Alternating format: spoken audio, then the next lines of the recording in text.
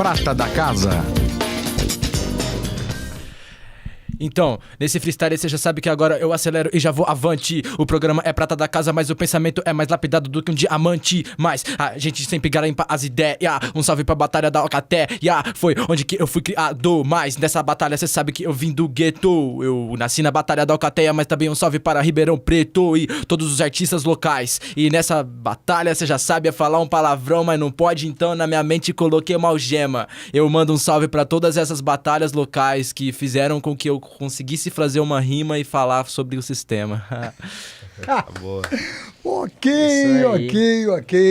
Olá, ouvinte da Rádio Fiscar. Começa agora a mais uma edição do programa Prata da Casa, recebendo aqui com muita alegria esses caras que são os gênios da criatividade que a banda pode avisar. Os caras não ensaiaram nada, ele chega e manda a letra mesmo e não tem conversa. A gente está aqui, eu, o Ricieri, aqui na técnica, nós piramos escutando o som que a meninada faz. Moçada, prazer mesmo recebê-los aqui. Prazer. Saca?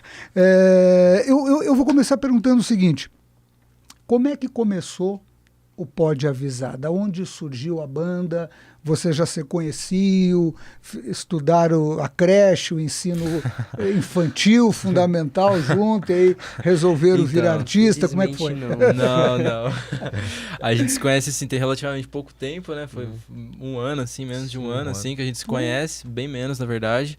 E o Pode Avisar, ele surgiu a partir de quando eu conheci o Quilua, que é o outro rapaz que não pôde estar presente aqui hoje. Vou mandar um recado. Quilua, abraço aí. O Quilua é o outro cara Quilua. do grupo que não pôde vir aí. Foi um abraço nosso aqui pra ele. Quilua. Eu conheci o Quilua em um sarau em Ribeirão Preto e a partir daí a gente viu que muitas ideias batiam e tudo mais.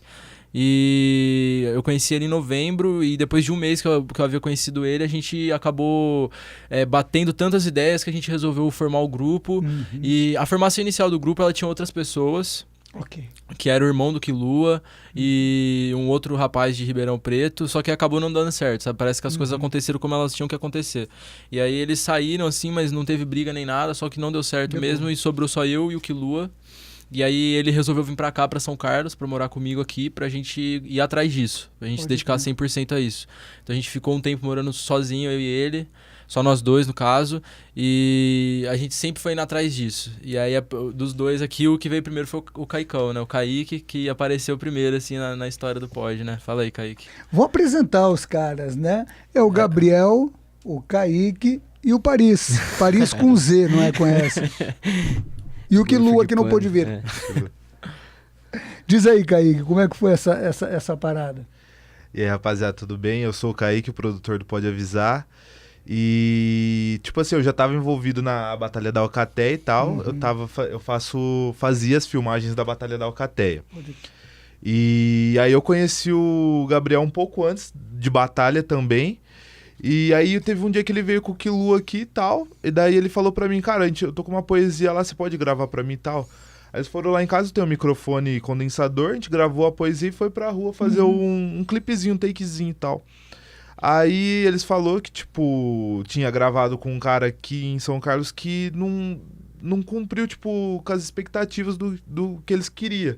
E se eu podia fazer isso? Aí a gente começou a trampar, né, cara? A gente começou a trampar, assim, a gente trocou umas ideias, assim, aí batia tudo, assim, sabe? O interesse do Kaique, o nosso interesse e a disposição dele de ajudar a gente, né, no caso. Aí logo depois eles conheceram o Gorfo e aí começou a história. E aí, Gorfo, como é que foi a parada? Conta aí. Então, eu comecei... fui DJ em São Carlos por um tempo, né? Desde 2016 eu tô aí tocando, tinha um grupo meu, os Bros e tal. Daí acabou que um outro menino que tocava comigo se mudou pra São Paulo, daí a gente perdeu um pouco da interação, assim. Mas aí numa dessas que eu tava tocando em uma festa sozinho, né? Como o Gorfo de Panda mesmo. Tava tocando uma festa no final do gig. Aí teve uma apresentação da Batalha da Alcatéia lá. E eu fui o DJ que tava controlando os beats e tudo mais. Eu vi o SK rimando. E eu falei, pô, é um menino que faz exatamente o que eu queria, né? Que é rimar em Amor à cima do primeira trap. Que era o negócio que eu tava procurando. Eu tinha um projeto de começar a fazer mais beats, assim, pra voz e criar realmente músicas. Daí eu achei o SK, mandei uma música pra ele, a gente começou a se trocar ideia no Facebook mesmo. Aí ele curtiu a ideia que eu mandei pra ele, já me chamou, falou, você me mandou a proposta de ser o DJ do grupo, tá ligado? Já que eles não tinham um DJ fixo. Claro. Então, foi isso que aconteceu. Muito bom. Deixa eu perguntar mais para vocês, tia. E me diz uma coisa. Quais são as influências? Gabriel, vou começar contigo, que é o cara que vai fazendo a rima, não é? Quais são tuas influências? O que tu começou a escutar? Ou tu escuta hip hop desde sempre? Há outros estilos, outros artistas que de alguma maneira te influenciam? Eu pergunto porque o Gorfo mencionou os tropicalistas e o conceito de antropofagia. Sim. Quer dizer, então ele já tem um diálogo com outros estilos e outras pegadas musicais. No teu caso, como foi? Então, no meu caso, eu não fui de ter muito contato com a música, assim, quando eu era menor, sabe? Como a maioria das pessoas acabam sendo, assim, com, sei lá, o sertanejo, ou talvez funk, ou rock, assim, cada um acaba indo pra uma vertente. Eu nunca tive muito esse contato, nunca fui muito de compartilhar, de gostar muito de ouvir música e tudo mais. Só que, por incrível que pareça, sendo coincidência ou não, as primeiras músicas que eu comecei a escutar assim com uma frequência alta foi de rap. Que foi quando eu andava de bicicleta, que eu era menor, e aí eu colocava o celular no bolso, assim, a croizinha de Aro 20, andando e colocava, tava tocando Hungria, que das antigas, quando Cone Crew também, na época que estourou, então... E eu nem fazia ideia, assim, do que era rap, Claro. não fazia ideia nenhuma, só gostava do som e a galera toda tava ouvindo, e eu também entrava na vibe, assim, gostei e ouvi muito, só que aí depois de um tempo eu parei, e aí eu foquei mais em estudo, assim, eu acabei nem... Eu nunca fui muito de ouvir música, sabe? Eu nunca fui muito de curtir um gênero, assim, eu nunca tive essa vibe, na verdade. E aí isso começou a tomar uma proporção maior, justamente com o rap, com o hip hop, quando eu comecei a frequentar batalha de rima, no caso, assim. E aí, a partir das batalhas de rimas, que as pessoas faziam referências a músicas MPB, a pop, a funk, pra conseguir interagir com a plateia, eu precisava saber daquilo, sabe? Claro. Então, aí a partir daí que eu comecei a me tornar um pouco mais eclético, assim, sabe? Um pouco mais amante da música, de fato, sabe? Então, não teve uma influência que me levou a ter o gosto que eu tenho, sabe? Mas o meu contato com hip hop que gerou esse meu gosto musical, no caso, sabe? Não foi o contrário, como normalmente acontece, né? Pode Acho que crer. pros meninos é diferente. E tu, Paris, como é que foi? Tu, outras coisas, enfim? Foi completamente diferente, eu sempre fui ligado à música, assim. Assim, não é uma coisa de família, é um negócio que é quase fora da curva, assim, porque minha família nunca teve muito envolvimento musical, assim. Meu pai até toca gaita, mais ou menos. Né? Toca gaita? Gaita de boca? Sim. Pô. Eu também aprendi a tocar com ele um pouco. Mas é uma coisa assim, é bem básico, assim. Foi que nem o SK falou mesmo. É um contato que tinha com sertanejo, pop, e algumas músicas brasileiras, assim, mas bem pouco. Eu comecei a procurar e me afundar em música mesmo. Sempre foi um estudo que eu tive comigo, desde os 13 anos de idade. Então, minhas influências, assim, diversas. Eu comecei... As primeiras coisas que eu escutei, acho que de fato foram rap mesmo, assim, que eu fui procurar ver. Foi os Golden Eras, os Tupac, Notorious, assim. Eu gostei muito do Tupac, assim. Eu sempre escutava as músicas deles, nem sabia o que queria dizer, o que era, mas eu gostava muito. Daí depois eu fui abrangendo outros estilos e passei pro rock, tive banda de rock, passei pra eletrônica, compus remix e tudo mais, mas eu sempre tô nessa procura por música, assim, é um negócio que é muito importante pra mim, assim. Que massa, que massa. E o teu pai é gaitista, tio? Talvez eu conheça ele. Não, ele não. Meu pai é veterinário, ele não... Mas ele não é daqui de São Carlos, ele é de São José dos Campos. Ah, tá. Aí, de Pindamonhangaba, né? Ele mora em São José dos Campos. Mas ele só tocava lá de boas, assim, era um instrumento fácil. Muito bom. E tu, Kaique, por ser produtor, você também tem que ter um diálogo, não só com esse estilo, mas como com outros, não é? Como é que começa a tua relação com a música? A minha relação com a música começou, tipo... minha família é muito grande, eu tenho 15 tios e tias. Então, final de semana a gente se juntava, minha família se juntava bastante. E eu não sei como é nos outros lugares, mas aqui é muito sertanejo, raiz e tal. E muito Zé Ramalho, muito Zezé de Camargo e Luciano. Inclusive, o primeiro show que eu fui foi do Zezé de Camargo e Luciano num showmício. Até chorei quando vi eles lá. Eu choraria também. E aí começou daí. Daí o rap entrou, meu primo chegou com uma sacola, tipo, tinha uma cruz e tal. Eu falei, vixe, ele virou crente agora? Tipo, nunca vi ele nada assim. Claro. E era o Sobrevivendo no Inferno, do Racionais. Ele colocou aí... Pode crer. Tem uma cruz e tal, capa preta, assim. Colocou e foi isso. Daí ele ouvia muito, eu comecei a ouvir na casa dele, que minha mãe trabalhava na Santa Casa, e ela, tipo, trabalhava 12 horas por dia. Eu ficava muito tempo lá, ouvia muito rap por causa dele. Aí eu comecei a cantar, e daí, tipo, os amigos dele chegavam lá, viam eu cantando, eu tinha 6, 7 anos. Todo mundo parava pra ficar olhando e tal, mas não sabia nada que eu tava falando. E começou daí. Daí, tipo, comecei a escrever umas coisas, só que não tinha beat. Claro. Aí eu fui na internet e comecei a aprender, autodidata, como faz. Aí sim, tem um programa assim, assado. Aí eu conheci o Emicida e tal, vídeo de batalha, daí eu falei assim, legal. E daí eu e uns amigos juntou, a gente começou a fazer batalha. Em contrapartida, eu também comecei a vender uns beats pra uma galera de São Paulo, do Rio de Janeiro. E curtindo, tipo, em contrapartida também conhecendo muito rock através de uns outros amigos, meu amigo de escola. Aí, tipo, veio Halloween, Led Zeppelin, veio um monte de coisa, a gente foi conhecendo toda essa influência. Então, tipo, desde pequeno sempre teve muita influência de todos os lados.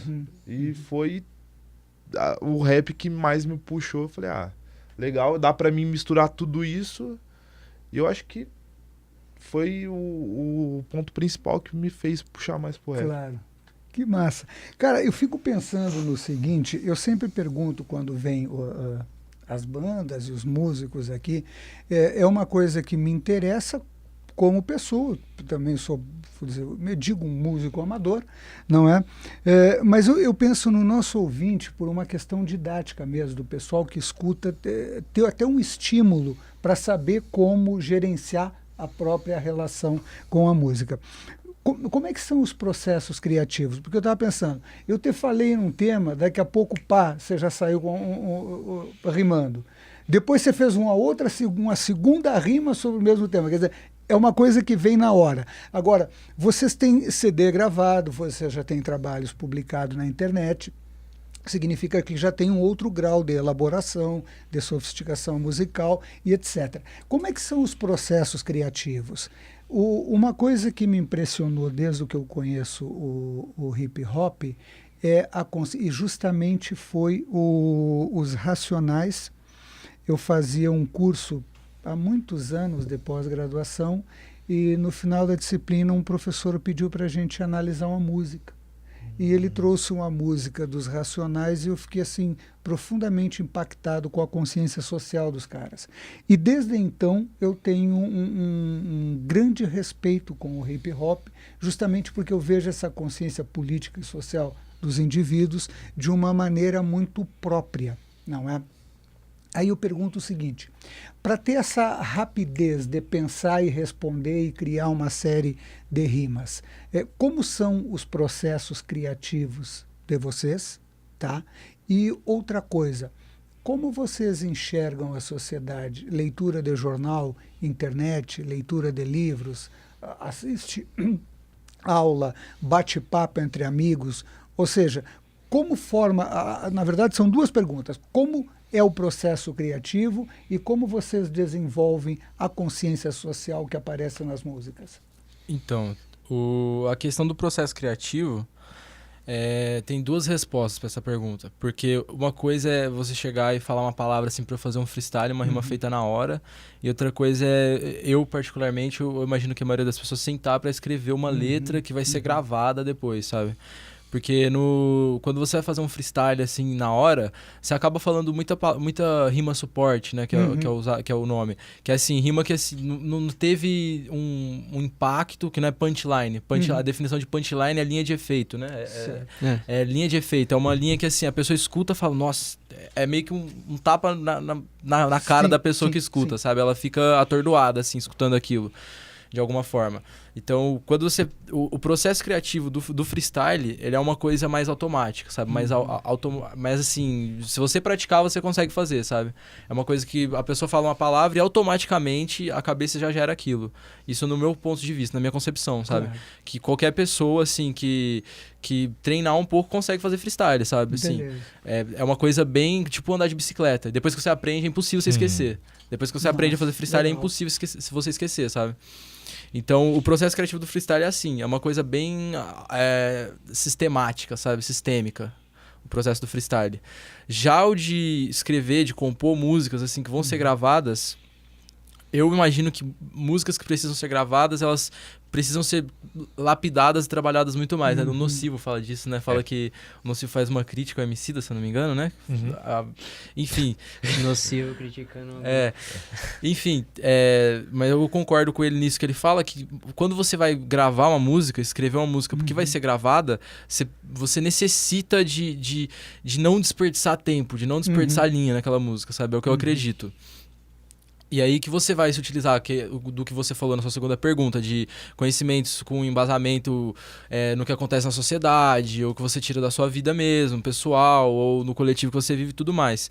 Então, o processo de escrever, de compor as músicas, ele é mais complicado, na minha opinião. Ele não é algo que, assim, que com prática vem, se você ficar fazendo sempre a mesma coisa, você vai conseguir. É claro que conforme você vai escrevendo, fica mais fácil. Mas, por exemplo, uma curiosidade, eu passei por uma fase que eu tive muito problema em compor as 2 últimas músicas, as 3 últimas músicas. E aí, na verdade, quando faltavam 3 músicas para eu escrever, eu fiquei assim, desesperado, porque eu não conseguia mais, eu sentava para escrever, eu não conseguia. E tipo paralelo bloqueio, isso, assim. E paralelo a isso, eu participava da batalha, para você ver. E eu fazia freestyle toda semana. Então, para você ver como isso é uma coisa assim, que o freestyle totalmente é uma coisa... Sim, é totalmente distinto do processo criativo. Então, e aí eu tava desesperado, e aí eu resolvi começar a fazer coisas diferentes, em lugares diferentes. E aí teve um dia que eu sentei assim, eu cheguei de uma festa, não lembro, aí eu bebi muito, eu tava muito bêbado e escrevi a letra ali. Saiu ali naquele momento. Então, o processo criativo ele é muito individual, sabe? Ele vai de pessoa para pessoa. Quer dizer, a hora que você estava menos preocupado com escrever aquilo, a letra foi quando exatamente. Ela Então, é de pessoa para pessoa e a questão das músicas, só frisando um pouco mais, eu penso que seja mais complicado, sabe? E agora, com relação a isso que você perguntou sobre como a gente tem esse embasamento para falar de causas sociais e tudo mais... Eu, particularmente, há algum tempo atrás, eu assistia muito jornal, muito televisão, assim, sabe? A questão de, 1 ano e meio atrás, assim, era o meu embasamento era nisso, sabe? Televisão e, sei lá, uma vez por mês dava uma lida no jornal, assim, mas bem por cima, nada, sabe? E aí eu não tava lendo muito também, no caso. E aí quando eu comecei na época das batalhas, justamente, que aí eu comecei a me abrir um pouco mais pra abrir essa porta, pra entrar informação, pra absorver as coisas, aí eu comecei a ler tudo quanto é tipo de coisa, sabe? Desde livros, assim, romances, e aí assistir documentário, e ouvir música diferente, e começar a analisar as músicas das pessoas, pra ver o que as pessoas falam nas músicas delas. E aí, eu particularmente, eu leio jornal. Eu leio muito jornal hoje, assim, eu leio jornal sempre que eu posso. Acaba que publicação em Facebook, eu acho que é uma coisa que faz informação girar muito rápido. E você acaba vendo uma coisa no Facebook, depois você pesquisa na internet pra ver se é verdade. Então eu considero que publicações no Facebook sim também, sabe? Por mais que seja uma coisa que às vezes pode não ter uma confiabilidade na fonte e tudo mais, mas é basicamente isso. Ler de tudo. Ela pelo menos te desperta o interesse para ir procurar alguma resposta para aquele tipo de coisa. Exatamente, para você saber se aquilo é verdade ou não, né? Então, Então eu acho que é basicamente isso, sabe? Eu leio o jornal, publicação no Facebook e prestar atenção no que tá acontecendo à minha volta, sabe? Não deixar nada passar, sabe? Você tá andando na rua assim, você vê um morador de rua pedindo dinheiro e um cara maltratando ele porque ele pediu dinheiro, sabe? Então são vários fatores, sabe? É você saber absorver tudo o que tá à sua volta, tá te proporcionando. Cara, e aí eu pergunto pra ti, ô Paris, de repente ele fez uma letra, escreveu, preparou tudo. Você escuta aquilo, como é que você coloca os beats nela? Como é que são as coisas? É um processo, geralmente é uma pergunta. A primeira pergunta é: o que é isso? É um trap, um boom bap, uma coisa? Tipo, daí fala, é um trap, tá. Então você já começa a pensar na estruturação rítmica do trap já. Ok.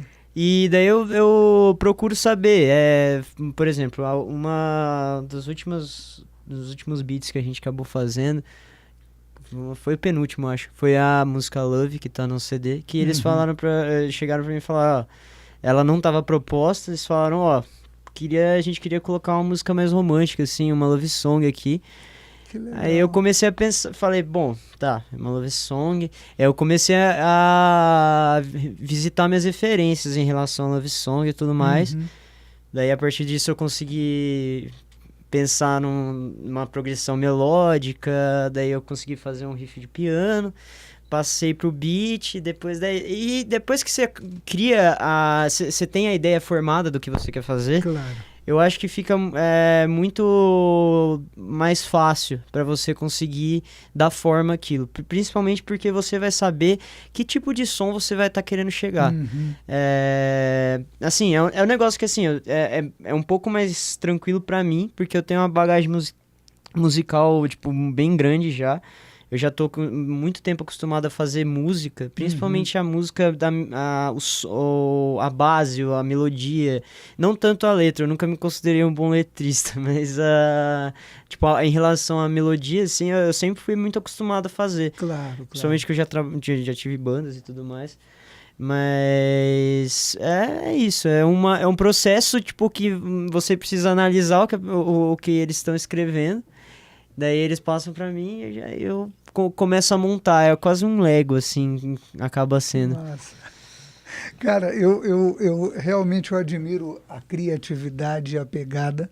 Tá? Depois que a gente conversou, eu escutei as canções pelo YouTube e tal, e fiquei sentindo, eu digo, putz, os caras são genial mesmo, eles têm sabe, são criativos no que estão fazendo.